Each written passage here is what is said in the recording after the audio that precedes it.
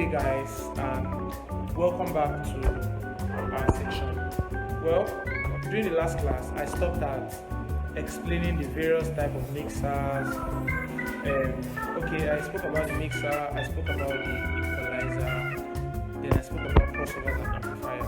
So quickly today we'll be speaking majorly first about our mixer.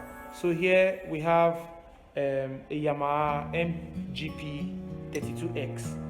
I would like to call it a semi-digital mixer because the consoles, the functions are a little bit more advanced than the conventional analog mixer.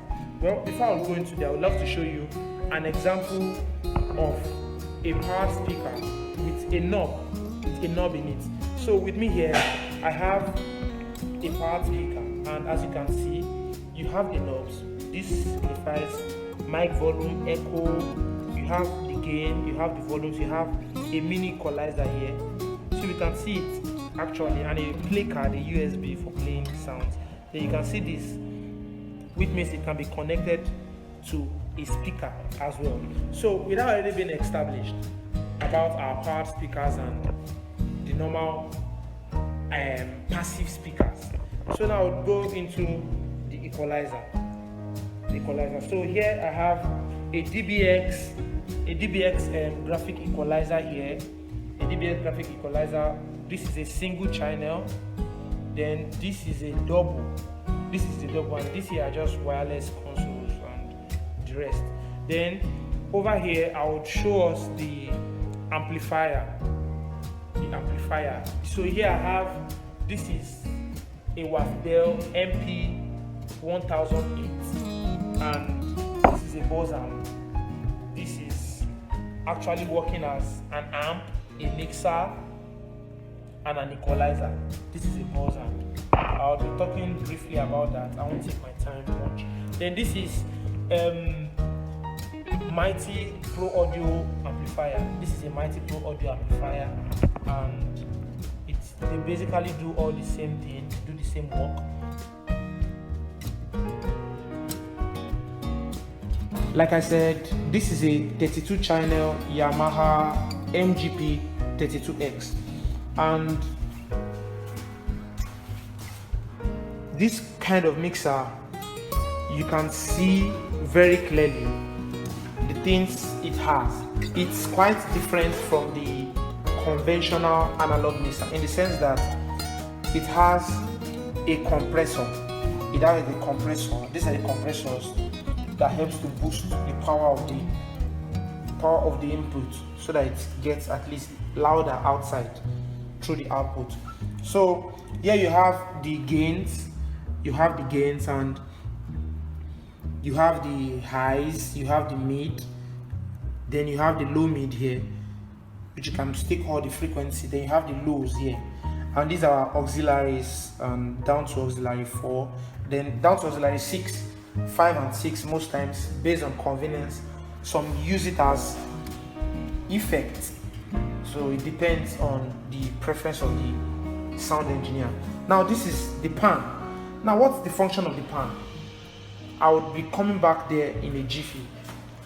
First I would want to talk about the main output.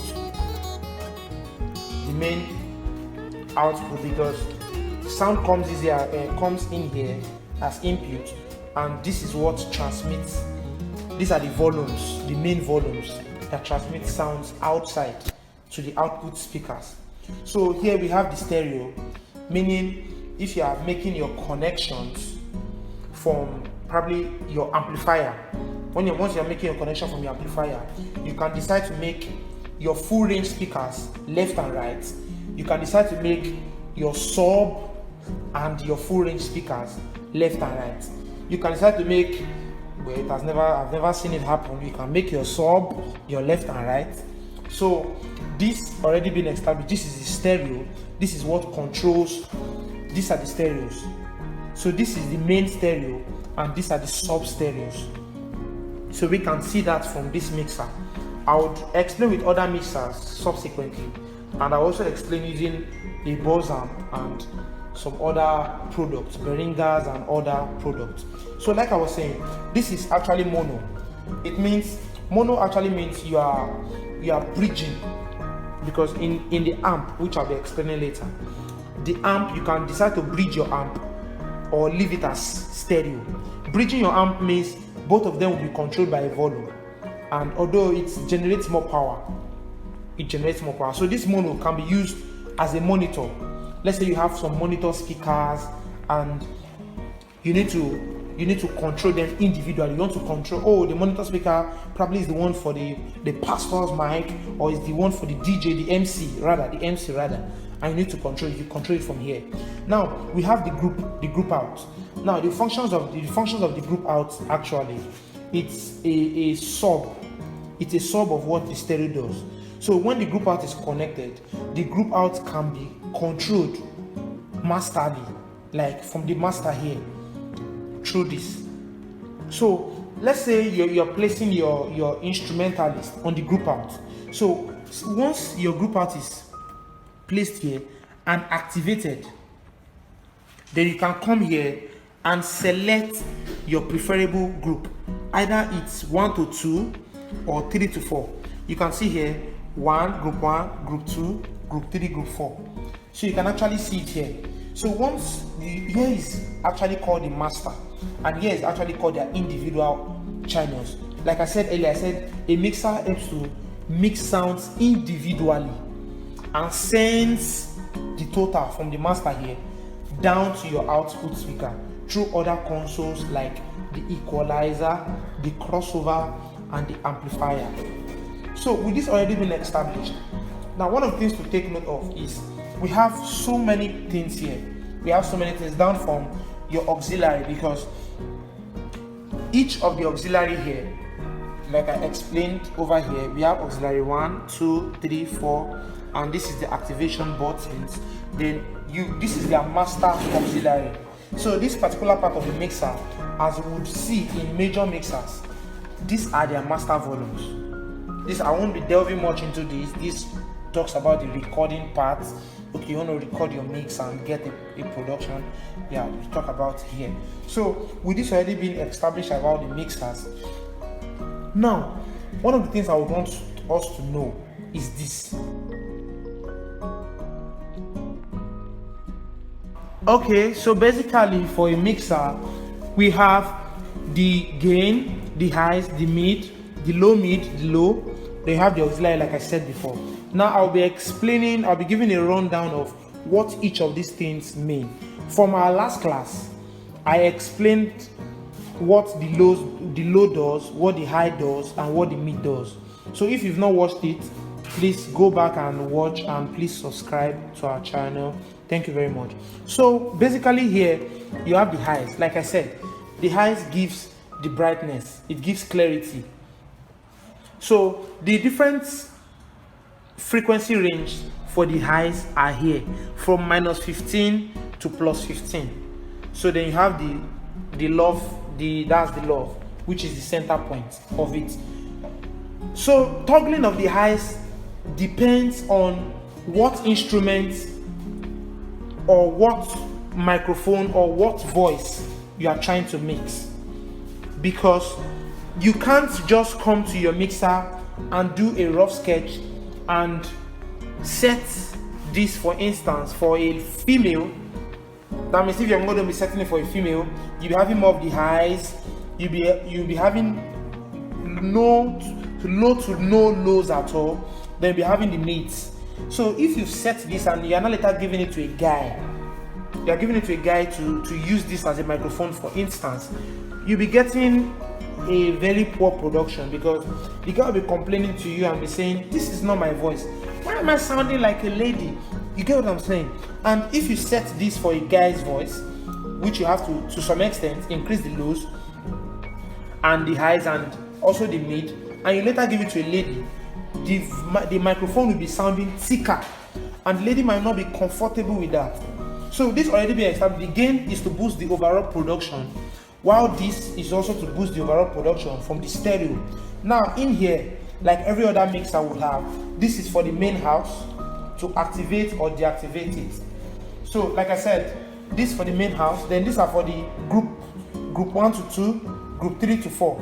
Then this PFL volume, I would always advise all engineers, before you bring any of your production into your output, first check for the PFL level. Now, what is PFL level? PFL level is the point at which you check a particular production here for the PFL to check if you are getting a peak. Because one of the things the PFL level does, it's once you've activated your PFL levels, you've activated your PFL levels, you won't get the production outside. Like, it won't come out in your main output. You'll just be getting a signal here. So what the PFL does is to make sure that at least you're not crossing the 0 dB mark. You're not crossing the peak. And once you're crossing the peak, you know that you have to drop this. You have to drop your gains. You have to drop it. And make sure you are not having peaks. Because when you have peaks, you have distortion in your music. There won't be clarity. Same also goes with your main output. Once everybody has been balanced, and before you bring it out to your output, this is an input sending to an output. But I'll still call it an output from these individual channels here, because this is their master. So before taking this out, you would also want to check the main stereo for the PFL. You want to check if it is clipping. If we're having clips, one of the things to do, you can decide to leave this here and come to your equalizer and probably reduce the output level of your equalizer if you are getting peaks. Or you can come to your amplifier and reduce the output level if you are getting peaks. So these are basically the things you can do as it requires the mixer. So like, I'll take a recap, like what I said, from the gain to the highs, the mid, the low, then you have your auxiliary channels, then you have your effects, then you have your panning.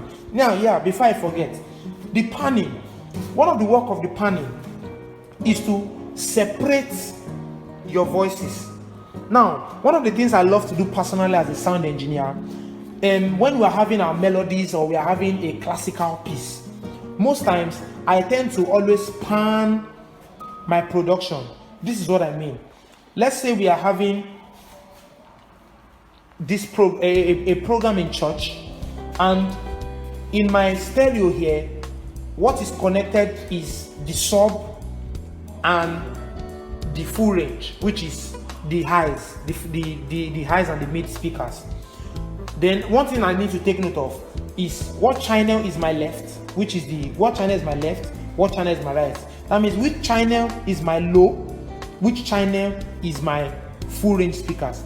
Okay, let's say my lows is to the left and my full range is to the right. What I need to basically do, let's say this is a talking drum. So one of the things I can literally do is to tilt my panning, because this panning at the center means it's coming out both ways. When you reduce this, when you're reducing it like this, you are still hearing it from the other side, but it's now reduced. It means it's now more of the left. When it's here, it means it's nothing. You are just hearing it from the left. So with this already been established, you have the knobs where you click the knobs to get sounds coming out. So once you've not clicked the knobs, you work on your PFL, like I said earlier on. You work on your PFL volume and that. So that's it about the mixer today. So your questions would be appreciated. Feel free to ask your questions and we'll be giving you answers as regards it.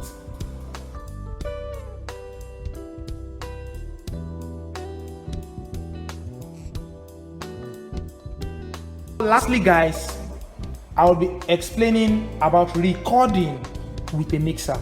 Now, one of the major things to take note of is the fact that recording with mixer is usually one of the sweetest things to do as a sound engineer, because recording with your mixer means that you can go home and listen to the production again and know that, oh, I think I made the lead vocals too much. Oh, I think the piano was a little bit overboard. So now the question is, how do I record with a mixer? Now you can decide to record from different points. For this Yamaha Mgp 32X, it has its inbuilt system whereby you can just put your flash drive or anything and record and it works. But for mixers that don't have this, what you need to do, you can take your recordings from 3 places. Number 1, you can take your recordings from the normal red and white. Yes, you can take your recordings from the normal red and white. You can take your recordings, which I prefer the most. You can take it from your aux. Yeah, I love taking my recordings from my aux because I get to manage the sounds individually. I'm not talking about multi-track recording now. I'm talking about managing the sounds individually. Or I can take my recordings from the group out. So any of these I can use to take my sound. Now, this is the advantage of each of these. Once you're recording from here, you're getting a very nice mix. You're getting a good mix. Fine. But this is based on preference. Just EMG is saying, if you want to record, to get your best record from your auxiliary. And why? This is the reason.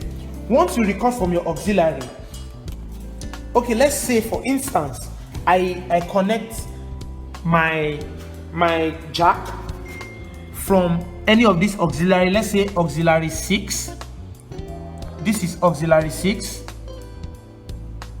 here, and I link it with a system, and I use maybe Audacity, Logic Pro X, Studio One, FL or Cubase, any of them, and then I'll make use of an audio sound card.